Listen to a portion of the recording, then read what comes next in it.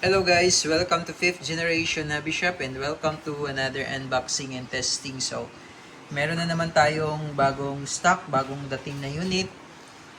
Ayan, so actually this is bagong luma. Ayan, kasi meron na tayong stock nito before pero naubusan tayo. So ngayon, meron na naman ulit. So, ito yung ating bestseller na T4A, yung Training for Engagement Tactical Pistol Caliber 50 Gen 2. Ito yung merong quick pursing. Yan, may mga previous video kami nito. Maganda siya. Magandang unit na to. Ayan. So, meron na naman po tayong available. Ayan, quick review lang po tayo. So, shoutout po pala natin Sir Belmar. Ayan. So, caliber 50 siya. So, makikita nyo po yung kanyang barrel, oh. Barrel hole niya ay malaki. No, ito po yung kanyang bala. Actually, meron siyang iba't ibang klase ng bala. Pero sa ngayon po, ang available natin is the rubber ball.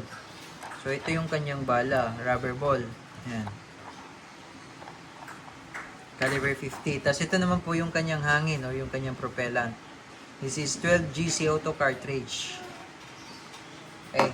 So, sa mga nakapanood ng video nito previously, so, alam niyo na kung paano siya gamitin. So, sa mga ngayon pa lang makapanood, mamaya i-demo ko po kung paano siya gumagana.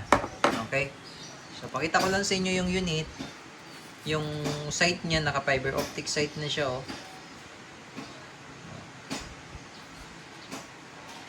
Masisilip mo kagad yung target. Yan. Tapos, ito naman po, yung kanyang quick pursing indicator. Aangat yan pag meron na siyang pressure or may hangin na siya sa loob. Okay, so this is non-blowback. So itong slide, hindi po ito gumagalaw.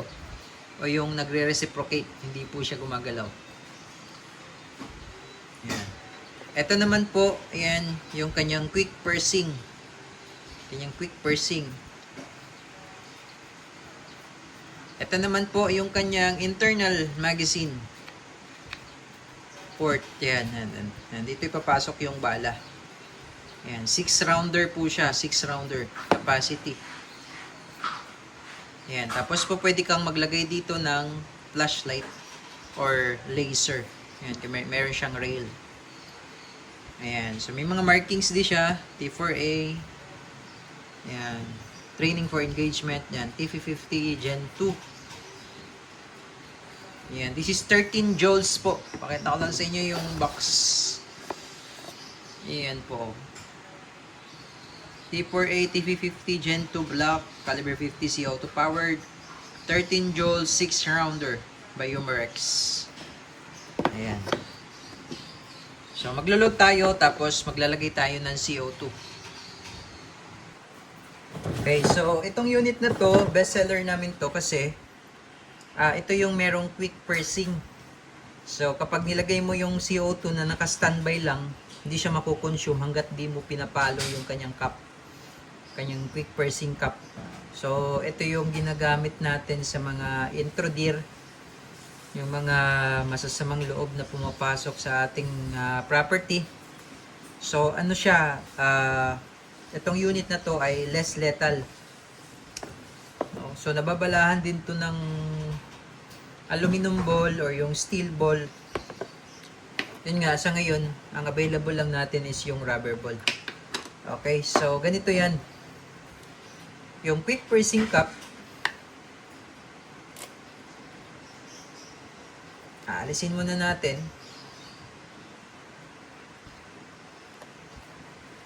Yan. Tapos, yung CO2 niya, yung cartridge na to, pag nilagay natin siya dyan, ito kasi yung bubutasin niya, ito yung part na to. Pag nilagay natin siya dyan, tapos nilagay natin yung cup. Yan, nigpitan natin. Hindi pa yan butas hanggat hindi ko siya pinupush or pinapalo. So naka-standby lang yung CO2. Yun yung kagandahan nito kasi hindi makukonsume kahit na naka-stock lang yan. Hindi magagamit or hindi makukonsume or hindi mauubos yung CO2. Yung cartridge niya. No? So pakita ko lang sa inyo na hindi pa siya butas.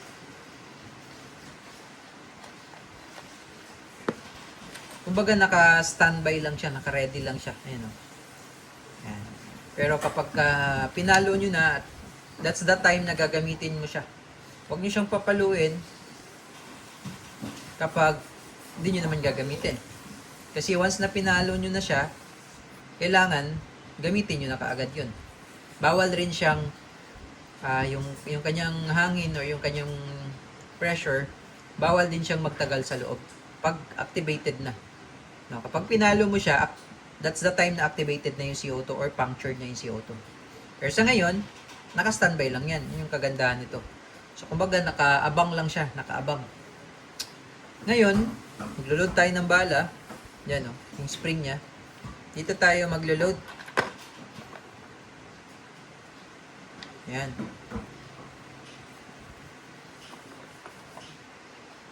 Hmm. 3, 4, 5, 6. Okay, so 6 rounder siya.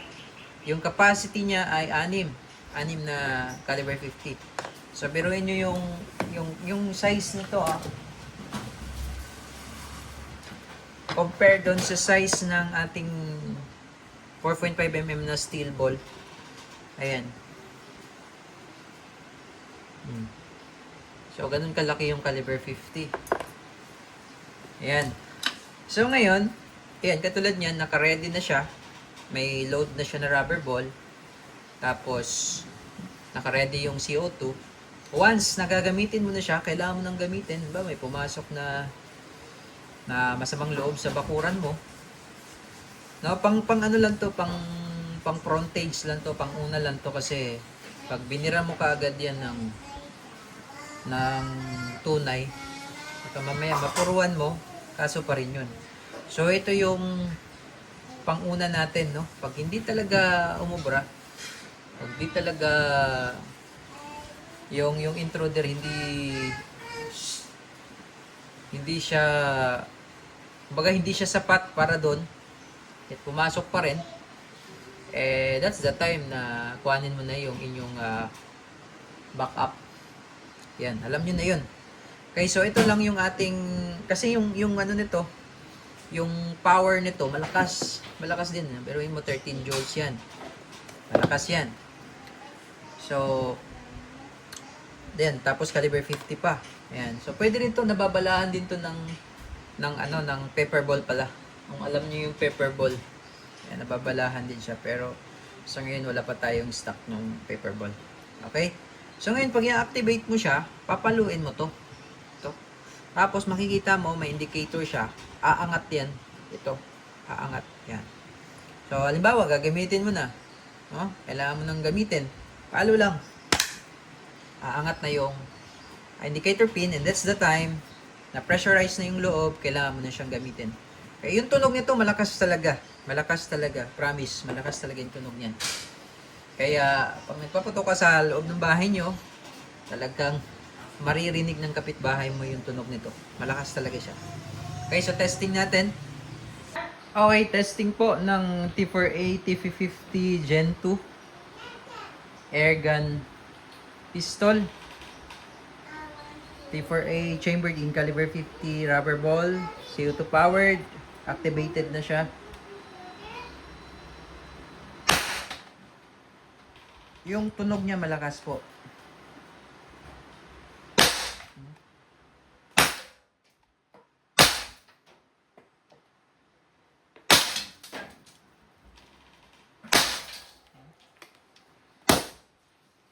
Ayan. Okay, so yung CO2 niya, siguro ano tayo nito na load. So, 3 load. So, mga 18 shots. Pwede nyo siyang i-dry fire, no? Pwede siyang i-dry fire. So, ubusin nyo po yung kanyang, yung kanyang hangin. Yan, bago nyo siya, siguro mga dalawang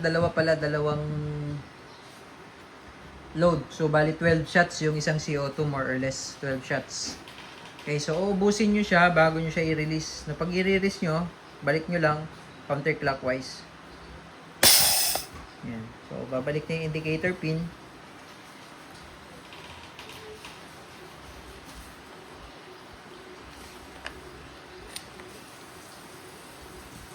Ayan.